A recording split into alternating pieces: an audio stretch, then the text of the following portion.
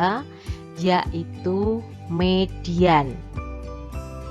Median dari sekumpulan bilangan adalah bilangan yang di tengah-tengah setelah bilangan-bilangan itu diurutkan dari yang terkecil sampai terbesar. Ini adalah pengertian dari median. Kita bahas yang pertama, median untuk data tunggal. Jika N ganjil, jadi jumlah datanya ganjil, maka di sini letak mediannya adalah data ke N plus 1 per 2. Untuk N ganjil, letak mediannya di data ke N plus 1 per 2. Kemudian, jika N-nya genap, di sini letak mediannya sama dengan setengah dalam kurung X. Jadi data ke XN per 2 ditambah data ke XN per 2 plus 1. Untuk sementara mungkin kalian masih bingung dengan penjelasan Bu Dewi ini. Untuk lebih jelasnya, penerapan ini bisa kalian perhatikan contoh soal berikut ini. Coba untuk contoh yang pertama itu nilai ulangan mata pelajaran matematika dari 12 siswa adalah sebagai berikut: 6, 8, 5, 7, 6, 8, 5, 9, 6, 6, 8, 7. Tentukan dari median dari data tersebut. Datanya masih mentah seperti ini. Langkah yang pertama berarti diurutkan dulu, mulai data yang terkecil sampai data yang terbesar. Setelah diurutkan, data mentah ini menjadi 5,5, 6,6, 6,6, 6,6, 7,7, 8,8, 8,9. Ternyata setelah dihitung N-nya 12. 12 berarti genap. Kita gunakan rumus yang kedua tadi untuk menunjukkan letak data median. Letaknya di data ke setengah XN per 2. Kalau N-nya 12 dibagi 2 berarti X ke 6 ditambah XN plus 1 per 2 plus 1 berarti X7. Jelas ya, berarti letaknya di data setengah dari data ke-6 ditambah data ke-7, ini letaknya. Kemudian kita hitung mediannya, setengah data ke-6-nya, ternyata kita hitung 1, 2, 3, 4, 5, 6. Data ke-7-nya 7, berarti setengah kali 6 ditambah 7, hasilnya adalah 6,5. Inilah median dari data ini. Jelas ya? Berikutnya kita akan menghitung nilai median untuk data berkelompok. Rumusnya di sini ME atau simbolnya median sama dengan B ditambah P dikali setengah N min F besar dibagi dengan F kecil. Masing-masing, di mana di sini penjelasannya adalah B itu tepi bawah kelas median, kemudian P adalah panjang kelas interval, F besar ini adalah jumlah seluruh frekuensi sebelum kelas median.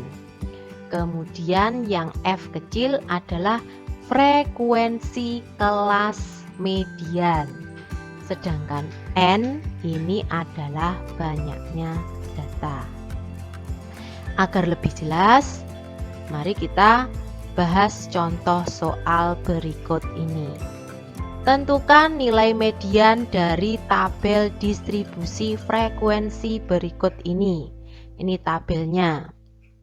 Kita akan menentukan median. ada 1, 2, 3, 4, 5, 6 kelas.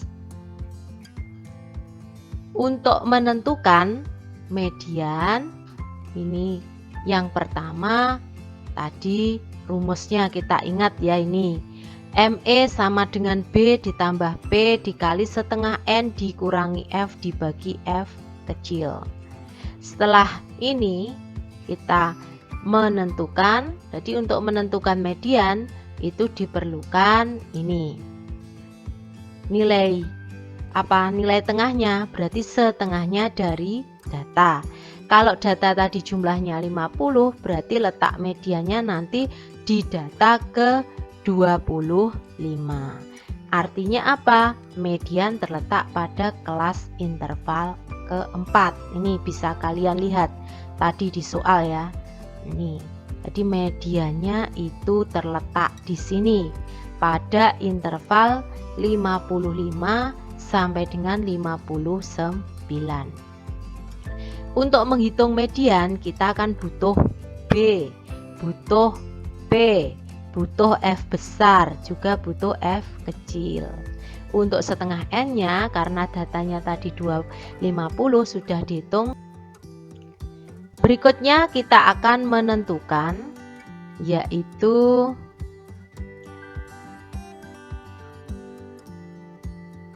nilai median. Nilai median tadi B. B adalah batas bawah kelas median. Pertama tadi kan ditentukan kelas median. Kelas median sesuai dengan pengertian median itu adalah nilai tengah, berarti dari data keseluruhan 50 setengahnya itu adalah 25. Data ke 25 ternyata ini berada di interval keempat. Jelas ya. Kemudian untuk tepi bawahnya ini batas bawahnya 55 sehingga B-nya di sini adalah 54,5. Jelas ya. Kemudian kita tentukan lagi P, panjang kelas. Panjang kelas di sini adalah ini, kita bisa wakili salah satu ya, misalkan untuk menghitung panjang kelas. Panjang kelas itu tepi atas kelas ditambah tepi bawah dibagi 2. 59,5 dikurangi 54,5 dibagi 2, hasilnya adalah 5. Atau bisa kita hitung secara manual, yaitu misalkan diambil dari kelas yang pertama 40, 41, 42, 43, 44. Jadi ada 5. Jelas ya. Kemudian untuk setengah N-nya di sini sudah jelas tadi 25. Kemudian kita tentukan F itu adalah jumlah frekuensi sebelum kelas median. Bisa kita hitung di sini Ki. Ini ya, yang ini diperhatikan. 4 ditambah 8 12. 12 ditambah 12 24. Nah ini adalah F-nya. Kemudian untuk F kecil tadi bukan jumlah keseluruhan tetapi frekuensi pada kelas median. Ini maksudnya 10. Jelas ya. Berikutnya kita akan sederhanakan, ini kita hitung 54,5, 5 dikali ini 25 min 24 dibagi 10, ini hasilnya adalah 0,5 sehingga median dari data itu adalah 55.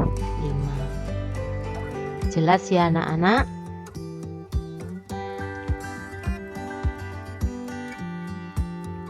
Berikutnya ukuran pemusatan data yang ketiga atau terakhir itu adalah modus.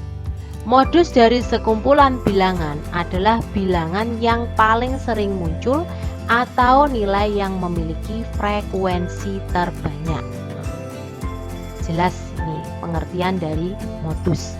Langsung saja kita akan menghitung modus untuk data tunggal atau berbobot. Di sini perhatikan contoh.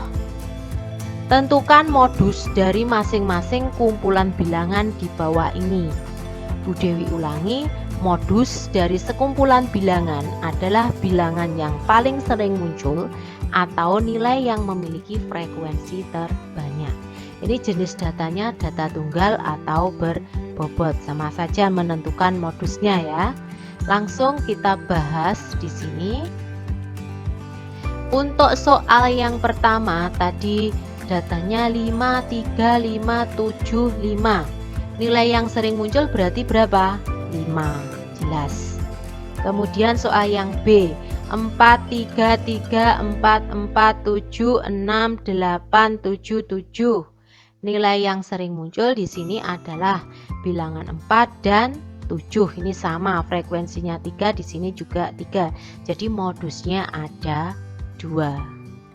Berikutnya untuk soal yang C, 2, 5, 6, 7, 2, 5, 6, 3, 7. Maaf, tadi agak kecepatan. 2, 5, 6, 3, 7, 9, 8. Sehingga modus datanya ada apa enggak ada?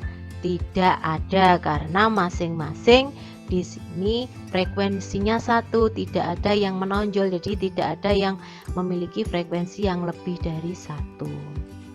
Kemudian yang D, 2, 2, 3, 3, 5, 4, 4, 6, 7. Nah, ini jelas modusnya ada 3, yaitu 2, 3, dan 4. Nilai yang sering muncul atau frekuensinya yang terbesar itu adalah modus. Gampang sekali. Berikutnya kita akan menentukan nilai modus untuk data berkelompok. Rumusnya B kecil ditambah P dikali D1 dibagi D1 ditambah D2. Dengan keterangan B di sini adalah tepi bawah kelas modus, tepi bawahnya.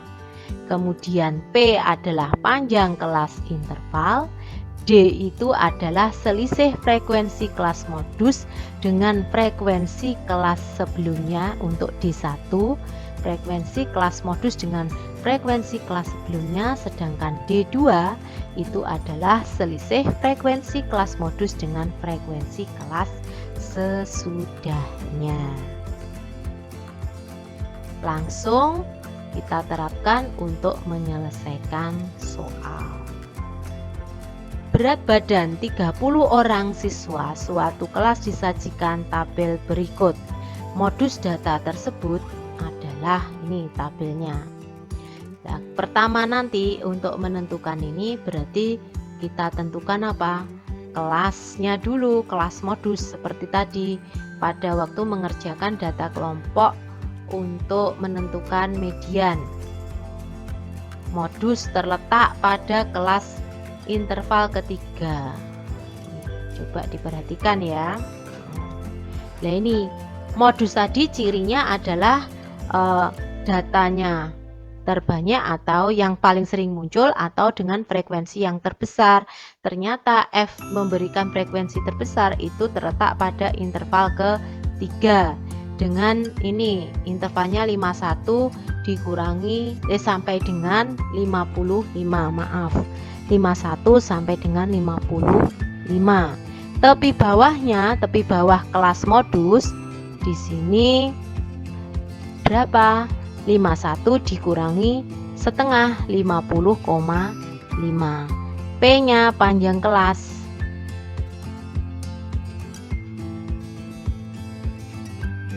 Tepi atas dikurangi dengan tepi bawah, itu hasilnya 5 atau bisa dihitung manual 41, 42, 43, 44, 45.